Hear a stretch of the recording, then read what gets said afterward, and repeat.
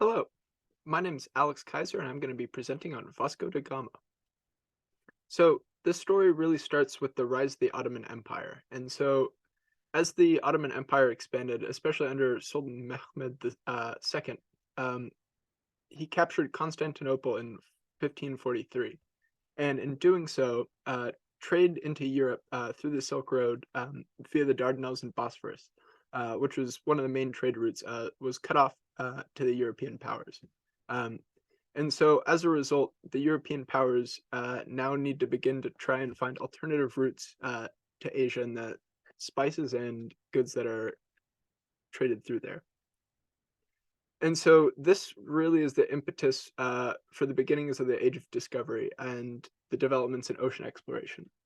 So the first thing that really facilitates this is major advances in shipbuilding technology, specifically the caravel. And so this is an Iberian design, likely acquired during the or assimilated during the Reconquista of the Iberian Peninsula. And what's notable about caravels is that they are equipped with lantine sails. And you can see that in the bottom right-hand corner there. And what this allows the caravel to do is it's able to sail into the wind. And then combined with the larger displacement, the ability to have a larger crew and better seakeeping really allows for much wider maritime navigation and the beginnings of oceanic travel and transportation. So this also comes in with the combination of navigation tools. So specifically the astrolabe quadrant. These are Arab navigation tools developed in the Muslim world and acquired around this time by the European powers. Also, the astrolabe quadrant allow you to determine your latitude.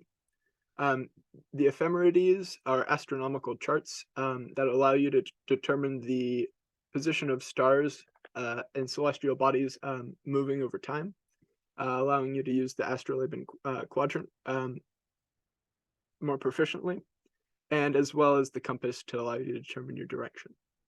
And so all of these different technologies combining around this time allow for basically a new frontier of exploration with the beginnings of the navigability of the oceans and the ability to actually sail on those oceans with the ships that are available. And so this is the start of the early Portuguese explorations. So you can see on the right-hand side here in this image, sort of the timeline of Portuguese exploration. So they start with Madeira, some islands in 1419. They colonized the Azores up in the top left of that picture in 1427. And then they finally get around the east coast of Africa around Eanes in 1434. And prior to this, no one had been able to get really past this point. And so this somewhat stimulated excitement in the Portuguese Empire for further African exploration. And so from 1440 onwards, the caravel is used much more extensively, and exploration continues year on year to push down and further down the coast along the coast of Africa. And so what really there was a little bit of a lull once Henry the Navigator, the person who sponsored much of these early explorations, died, and there was kind of a lull in the exploratory fervor of the Portuguese during this time. And it's only when Bartholomew Dias rounds the Cape of Good Hope and returns in 1488, a feat that's never been done before, that the Portuguese really start to begin to think about further exploration in this area. So this leads us to the discovery of the Americas by Columbus and the Treaty of Tordesillas, which was signed in 1494. And so the discovery of the New World prompted the partition of the world basically between the Spanish and Portuguese, the only two maritime powers at this time, or naval powers at this time, and the only ones who could utilize these newfound discoveries. And so, as you can see in the chart behind, westward expansion was reserved for Spain. So pretty much the majority of the New World was reserved for the colonies of Spain. Whereas in return, the Portuguese got uncontested influence and ability to explore and exploit Africa and Asia and all the trade routes that come along there. So, along with Bartholomew Diaz rounding the Cape of Good Hope in 1488 and the partitioning of the world into the pretty much eastern and western spheres between Spain and Portugal really prompted the Portuguese to start exploring eastwards. And so this leads us to the story of Vasco da Gama and his journey to India. And so he reaches India for the first time by the way of Good Hope, but going around the Cape of Good Hope. So he departed Lisbon, Portugal in 1497 with 4 ships, a small exploratory fleet, and 170 men. So he arrived in Calicut, India on May 22nd, 1498.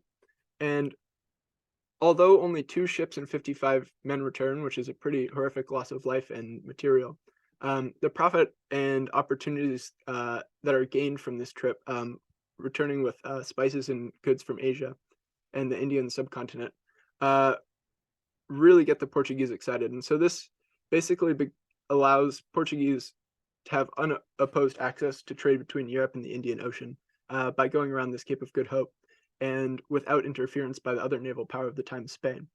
And so Portugal essentially has a monopoly on the spice trade to Europe for pretty much the next century as a result of this expedition and Vasco da Gama's route around the Cape of Good Hope and into India and China.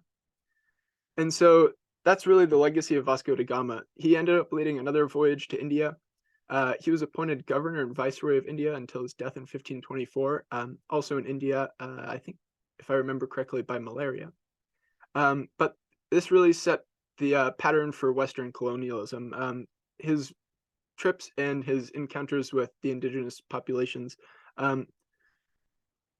really showed a pattern of brutal violence against the natives, often kidnapping and killing in order to get what he wanted out of these people.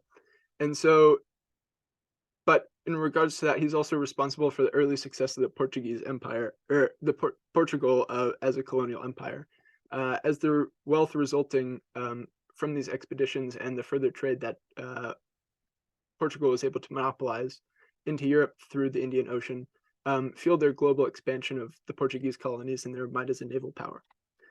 So here's just a nice little map of all of the areas that the Portuguese ended up colonizing. And you can see there's the necessity to have ports all along the sea routes to India, as this is a very, very long voyage around the Cape of Good Hope and into India and the Spice Islands in China. And so that requires a quite extensive colonial empire just along the coasts of Africa, Middle East, and Asia, just to support the trade fleets that are going through India or to India and back to Europe. And then also they begin to colonize Brazil as well. And so this is really the beginnings of global imperialism.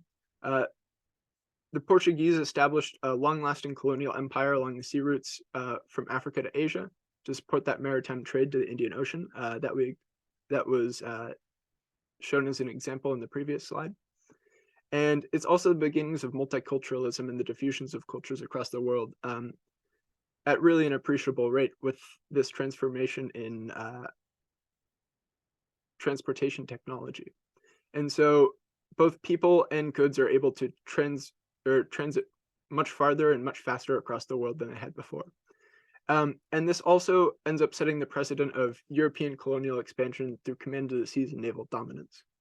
And so before I get further into that, because I really enjoy the study of naval history, I'm going to end that presentation there. And that's really the start of the European colonial presence in the world, all across the world, not just localized around Europe.